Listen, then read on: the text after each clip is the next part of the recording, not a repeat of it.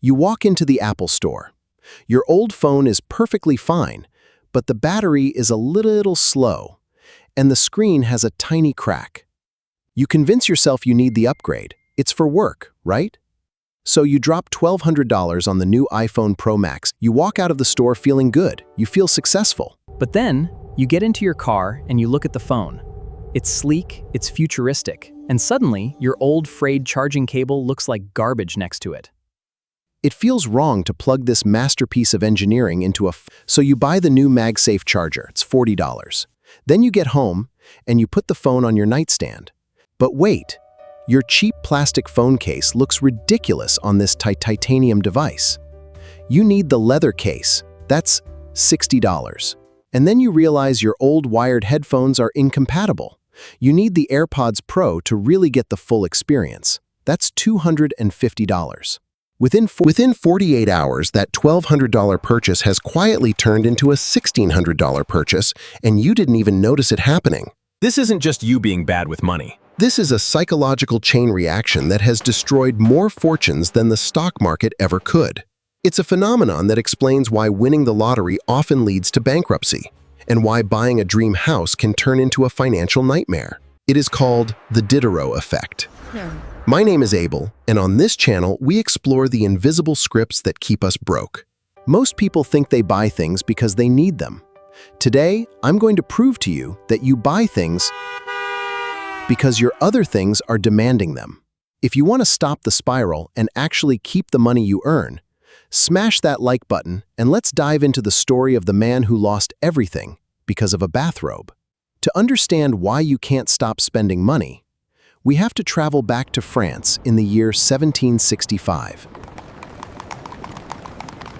Meet Denis Diderot. He was a famous philosopher, the co-founder of the encyclopedia, and a brilliant mind. But despite his fame, Diderot was broke. He lived a humble life. He wore old clothes, he walked on old rugs, and he sat on a rickety wooden chair in a dusty library. And he was happy, he was content. But then, everything changed. Catherine the Great, the Empress of Russia, heard about Diderot's financial struggles. She was a fan of his work, so she offered to buy his library from him for a massive sum of money, roughly the equivalent of $50,000 today, while letting him keep the books. Suddenly, Diderot was rich. So what did he do? He did what any of us would do. He treated himself. He went out and bought a beautiful, expensive, scarlet dressing gown, a luxury robe fit for a king. He brought it home, put it on, and looked in the mirror. He felt elegant. He felt wealthy. But as he sat down at his desk to write, he noticed something bothering him. The robe was magnificent, but his desk scratched, rotting, and covered in ink stains. The contrast was painful. The desk didn't match the elegance of the robe, so he replaced the desk. He sat down again. Now the robe and the desk looked great together. But as he looked down at the floor, he realized his old threadbare rug looked like a rag compared to the mahogany table. It was an insult to the room. So, he bought a plush, expensive Damascus rug. You can guess what happened next. The rug made the curtains look cheap. He replaced the curtains.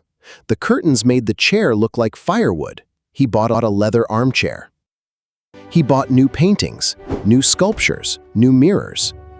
He spent months obsessing over the unity of his room.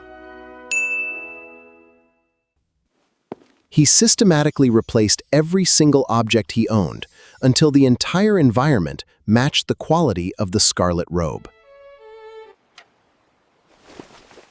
And at the end of it, Denis Diderot was broke again.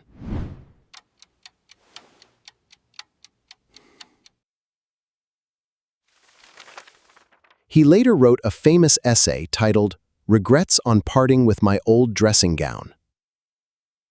In it, he wrote this haunting line: "I was the absolute master of my old dressing gown, but I have become a slave to my new one." This is the Diderot effect, The introduction of a new possession into a consumer's existence will often result in a process of spiraling consumption. We think we own our things, but in reality, our things own us.